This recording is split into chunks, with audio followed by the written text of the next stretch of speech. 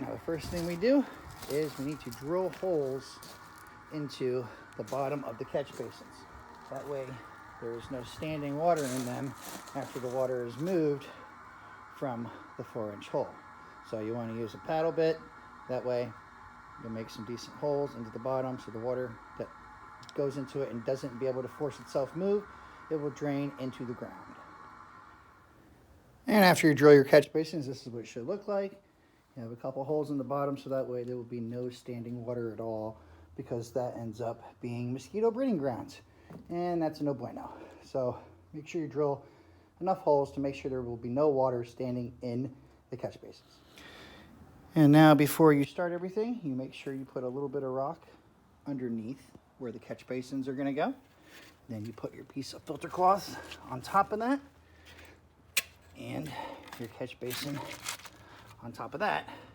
That way the water facilitates down and it goes through. You don't have to worry about if the tides come in and everything and the water comes in from the ground and going up, that you don't want dirt and sand and everything else to start getting into the system and making it not work as efficiently. And then before you hook any of your pipe up, you want to make sure you use a coupling, because these are really tight. The pipe won't have to worry about the pipe coming off or anything. So you want to make sure everything flows exactly the direction you want it to go. Have your grate, and that's how that is. Now to pipe the rest of it all. And you want to continue the same process. Make sure you put a little bit of rock down. Put your piece of filter cloth over the rock. Put your catch basin in there. Just like that. And as you can see, we are downhill to level. That is exactly what you want right there, because this is a gravity drain. You want when the water goes in, it builds up, go all the way around to this sump pump in the back. And you just continue doing the exact same thing.